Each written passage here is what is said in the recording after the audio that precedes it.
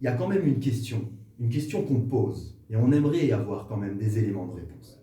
C'est M6. Alors la question, on est dans 59 sans langue de bois, et on va la poser sans langue de bois.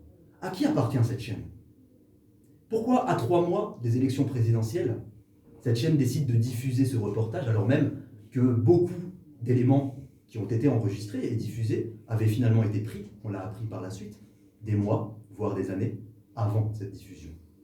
Alors, nous aujourd'hui, on a envie de dire quand même une chose, c'est que on aimerait bien que les médias nationaux, de temps en temps, lorsqu'il s'agit de Roubaix, mais notamment de la communauté aussi musulmane, française, nationale et roubaisienne, que ces médias nationaux puissent peut-être faire parler aussi les perçus musulmans, c'est-à-dire des personnes qui ne font pas du tout de leur religion, de leur croyance, un objet public ou une démonstration, mais qui, par contre, subissent de plein fouet, chaque fois que la communauté est attaquée, eh bien, des discriminations et des préjugés qui sont finalement véhiculés par ces, justement, médias qui, on va en discuter dans quelques instants, peut-être font de la propagande, c'est une question qu'on pose. En tout cas, on sait aussi que l'impact pour les Roubaisiens sera probablement désastreux pour 5, 10 ans encore peut-être, au moins, on aura peut-être encore une fois l'occasion d'y revenir, mais tout simplement puisqu'on sait qu'il y a une discrimination aujourd'hui qui existe, mais qui est basée sur l'origine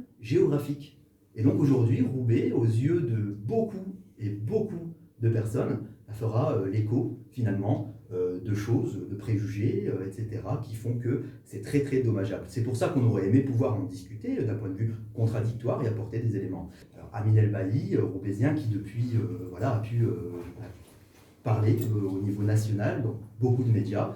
Aujourd'hui, on lui a proposé de venir et de participer à un débat contradictoire, dans lequel d'autres Roubaisiens, qui ont aussi une autre expertise, un autre avis, une autre analyse sur ce qui a pu être dit, auraient pu le confronter à une certaine réalité partagée, une réalité commune.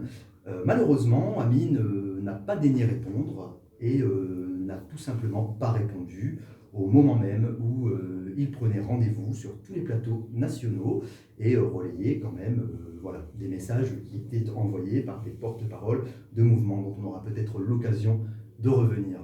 Alors, c'est dommage, et c'est d'autant plus dommage qu'il laisse cette chaise vide, parce que nous, on a décidé d'en parler aujourd'hui. Justement, on va terminer cette toute première introduction de notre émission d'aujourd'hui sur 2 questions que l'on pose. La première, Amine El Bailly. Est-ce que c'est un compagnon ou juste un idiot utile de l'extrême droite ? Première question. Je rappelle quand même qu'on a entendu dire qu'il y aurait eu des insultes et des menaces de mort à son encontre. Nous ne partageons pas du tout ces propos. Nous sommes dans l'intelligence du débat, l'intelligence de la contradiction.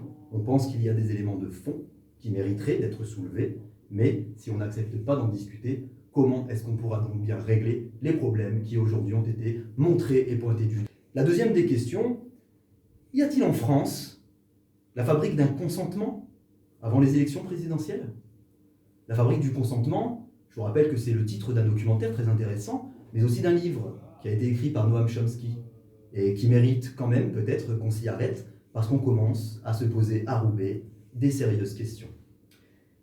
C'est pour cela qu'on va pouvoir aujourd'hui, d'ailleurs, en faisant cette petite transition, échanger avec Michel David. Michel David qui, élu aujourd'hui à l'opposition municipale de Roubaix, a aussi été, durant un certain temps, le directeur général adjoint des services de la ville de Roubaix.